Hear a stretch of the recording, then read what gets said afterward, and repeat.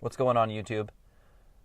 I've been thinking about how to better explain my view and explain what I think is a good biblical view on the existence of what you might call random acts of evil and a good God who is sovereign.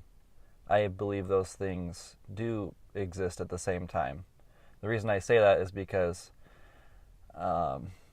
logically, the way I see it, you either have to say that I say logically you have to say this. I don't believe it's this false duality. I think this is kind of a false duality, but if a lot of people who try to apply a sort of temporal logic to this scenario say you either have to believe in a God that's all good, completely good, but not all-powerful, because if he was all-powerful, he would stop evil acts from happening.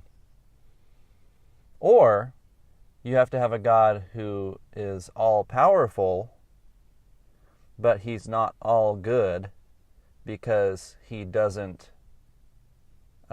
allows acts of evil to go on, even though he has the capacity to prevent them.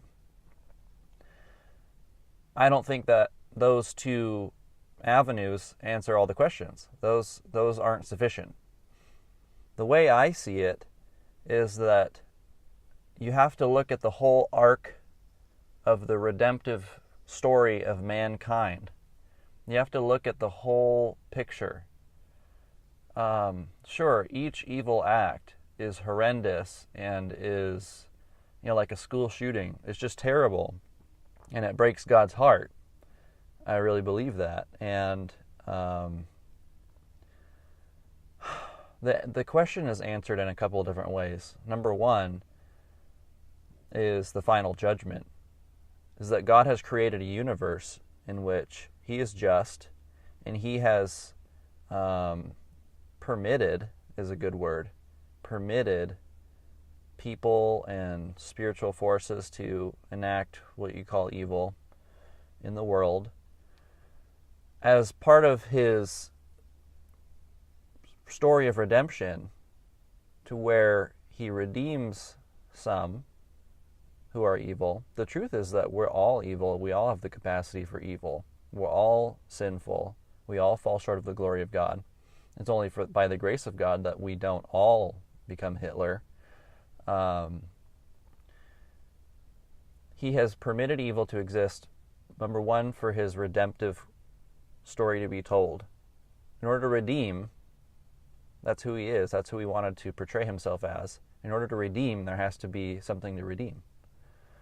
In order to show goodness, there has to be something to compare it to, like stars against the night sky. When the sky's bright, you don't see the stars, but when it's dark, when there's darkness to compare it to, you see the stars.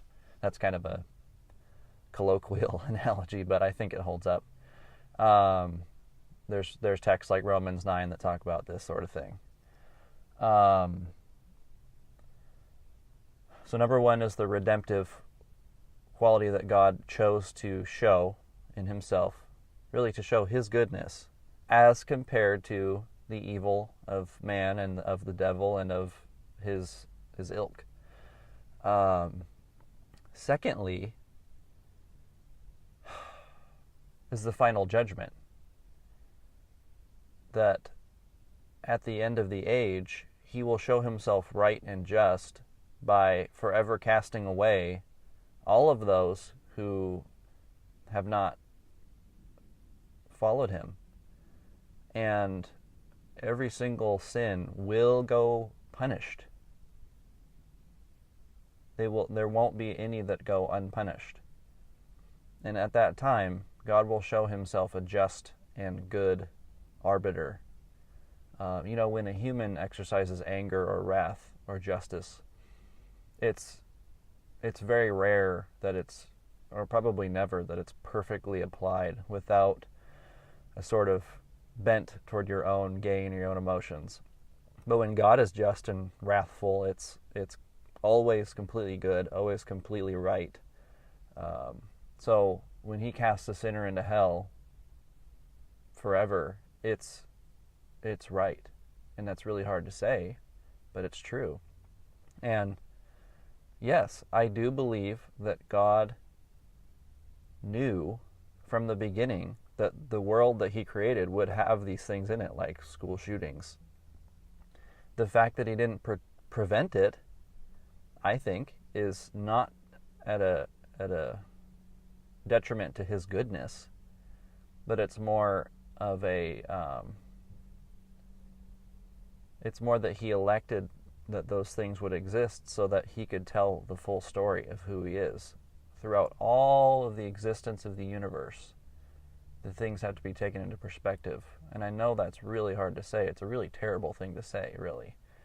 That, I can't, it would be really hard to imagine saying that to like a kid's parent's face when their kid's been shot just randomly in a school and their kid's dead, and you go to their parents and say, well, God allowed this to happen, but look at the grand scheme of things. That would be a terrible thing to say.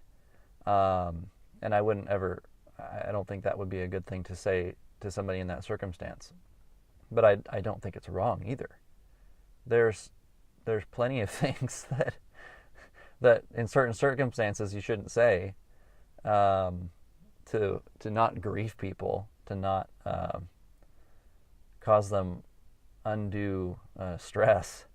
I mean, if your friend gets divorced from his wife, you don't go up to him and say, well, don't worry about it too much, buddy.